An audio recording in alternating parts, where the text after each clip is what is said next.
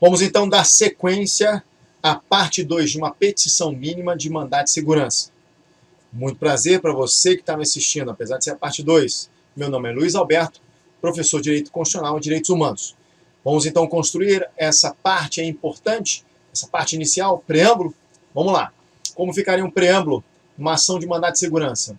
Você vai colocar o impetrante, a nacionalidade dele, o estado civil, a profissão, portador da cédula da identidade RG número, reticências, devidamente escrito no CPF número, reticências, residente domiciliado, aí coloca a rua, bairro, cidade, estado, por seu advogado, instrumento de mandado anexo, com escritório situado, aí vai colocar o endereço, vem respeitosamente a presença de Vossa Excelência, com fulcro no artigo 5º, inciso 69 da Constituição Federal, e na Lei 12.016 de 2009, impetrar a presente ordem de mandado de segurança com pedido de liminar contra ato praticado pela, aí vai colocar autoridade, né, vai estar vinculada a algum órgão, alguma pessoa jurídica, no caso, né? Então, colocou lá o nome, autoridade vinculada à pessoa jurídica, com sede e domiciliada no, aí vai colocar ali o endereço, pelos motivos de fato e de direito que passa a expor. Então veja você a importância aí desse preâmbulo. Claro, dependendo do caso concreto, se for mandado de segurança preventivo, tem que indicar que é um mandado de segurança preventivo? Sim. Lembrando que no mandado de segurança preventivo não se fala em prazo, naquele prazo decadencial de 120 dias que tem o mandado de segurança. Mandado de segurança coletivo é só trocar o inciso 69 pelo inciso 70. Cuidado quando for fazer referência a liminar.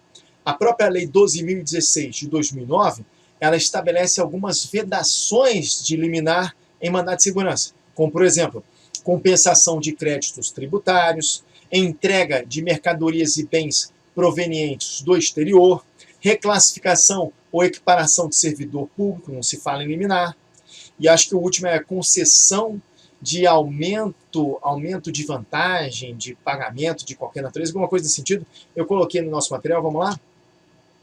Tá lá, ó. Violação de liminar, vedação, desculpa, de liminar.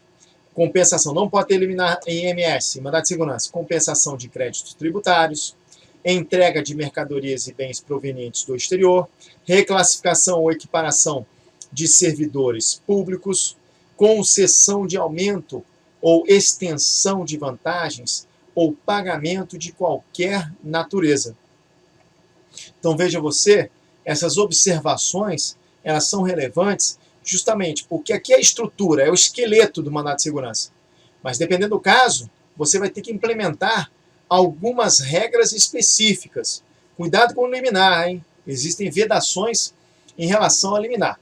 Aí fez aí a parte do preâmbulo, vai dar um espaçamento de uma linha, tá lá.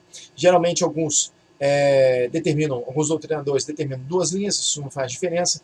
Cuidado com o exame da ordem na questão do espaço. Às vezes fica dando muito espaço, pode faltar lá no final. Por exemplo, existem doutrinadores que gostam, às vezes eu faço até isso na minha petição, que gostam de separar aqui a ordem de mandado de segurança com pedido liminar, colocar abaixo, ali no meio, destacado, aí depois pulam a linha, enfim. Mas como você está pleiteando um exame da ordem, ou para você que está aí revivendo um pouco, né, a petição de mandado de segurança, como advogado, como operador de direito, não vai fazer diferença.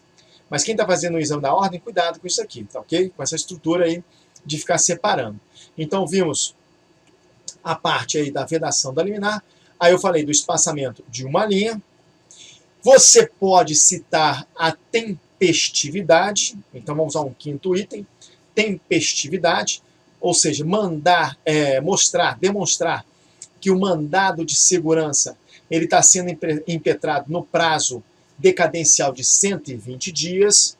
Esse prazo decadencial não retira o direito subjetivo do candidato, do lesado, no caso, né? Justamente porque, caso haja ali uma procrastinação de 120 dias, ou seja, se ultrapassar ali 120 dias, esse indivíduo perdeu o direito subjetivo dele? Não.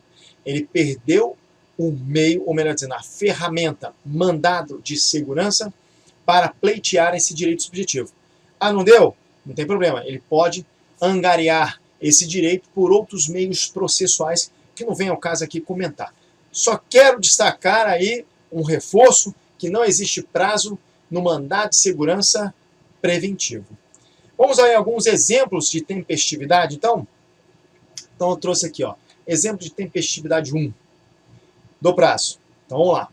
Consoante se depreende dos autos, o impetrante tomou ciência do ato impugnado no dia 26 de julho de 2013, portanto, dentro do prazo de 120 dias previsto em lei. Aí, artigo 23 da Lei 2016, 2009, documento 2, enfim, aí pode até citar o artigo 23. Tudo bem? Vamos a um exemplo 2? Vamos lá. O exemplo 2, já colocou aqui, ó, da tempestividade do writ. O presente mandado de segurança encontra-se tempestivo, tendo em vista não ter havido ainda qualquer manifestação por parte da autoridade impetrada acerca do pedido de licença à gestante, lactante, conforme a disposição do artigo 23, 2016 e 2009. Aqui são casos específicos, peças de casos aí concretos, onde eu peguei ali exemplo de tempestividade. Para você que vai fazer o exame da ordem, geralmente não há necessidade de citar a tempestividade, até porque quando a ordem traz o caso concreto e pede ali a peça processual adequada, se ultrapassou ali 120 dias, obviamente não pode ser um mandado de segurança. Mas independente de tudo, lá no final da peça, no fecho, você vai ter que datar. Então você vai ter que colocar uma data que seja compatível com esse prazo decadencial de 120 dias. Ok? Dando sequência aí, vamos aí para o 6º item, onde eu vou dar um espaçamento de uma linha e vou fazer uma narrativa fática. E essa narrativa fática, como 7º item, né? O que é narrativa fática? É parafrasear. Parafrasear o caso apresentado. O que é parafrasear um caso apresentado? É o copiou-colou, mas na verdade você vai atribuir uma nova explicação que tem aí uma percepção, mordi a boca, né? Uma percepção jurídica do texto, sem alterar as ideias originais do texto. Lembrando que fatos irrelevantes devem ser descartados. Então vamos lá, aqui ó, atribuir um novo tipo de explicação, tornando mais perceptível o texto, sem alterar suas ideias originais. Então, peraí, o que é essa parte da narrativa fática, ou dos fatos? É um discurso narrativo. Você vai fazer um discurso narrativo pensando os pontos que são relevantes, apontar datas, locais, né, pontos que são extremamente relevantes. Então vamos lá, só um esqueminha. Está aqui, ó, dos fatos, discurso narrativo, apontar datas, apontar locais e demais pontos relevantes. Se liga, não invente fatos. Isso é importante, não pode ficar inferindo coisas que estão no texto. Vai perder ponto na ordem. Então não faça isso. Não invente fatos. Ok? Depois da narrativa fática, você vai para o 8º item, que é do direito. Então, dentro aí do direito, eu vou, no caso do mandado de segurança, indicar, citar as teses jurídicas dentro do mandado de segurança, envolvendo princípios, súmulas, artigos, ou seja, eu vou desenvolver um raciocínio jurídico na forma de um silogismo. Isso é um pouquinho a parte da matemática. Premissa maior, premissa menor, conclusão. Vamos lá. Todo homem é mortal. Luiz Alberto é homem. Logo, ele é mortal. Então, isso é um silogismo. Eu vou com uma premissa maior, depois eu vou com uma premissa menor e depois eu faço uma conclusão. Ah, mas espera aí. Dentro de um raciocínio jurídico, como é que eu vou fazer a premissa maior na desenvoltura do direito? A premissa maior é você citar a norma jurídica. A premissa menor é você citar o fato, o que aconteceu. E a conclusão é justamente a aplicação da norma ao caso concreto. Vamos lá, de novo, hein? Olha aqui, ó. Eu fiz um esquema. O raciocínio jurídico é sempre na forma de um silogismo dentro da parte aqui do direito. Premissa maior com norma jurídica. Premissa menor com os fatos. Conclusão e aplicação da norma ao caso concreto. Quer ver um exemplo? Vamos ao exemplo. Exemplo aqui de premissa maior, de um caso concreto que eu vou fazer em outro vídeo, vou gravar aqui, mas já peguei ali do meu caso concreto, um pedacinho ali da parte do direito, onde eu coloco ali de início a premissa maior. Então vai ser assim, ó, o mandado de segurança, previsto no artigo 569 da Constituição Federal, com procedimento regulado pela Lei 12.016/2009, a remédio constitucional de ação de natureza sumária, e aí eu vou desenvolvendo. Então eu vim aqui, ó, e fiz o seguinte, ó, eu trabalhei com a premissa maior dentro da norma jurídica. Agora vamos à parte o exemplo, no caso, né, da premissa menor. A premissa menor, lembrando, é sempre trabalhar com os fatos. Então vamos lá, exemplo de premissa menor. Cadê? Ó? Em caso, restou demonstrado que a impetrante foi aprovada na 72ª colocação em um certame realizado para o preenchimento de 60 vagas de professor.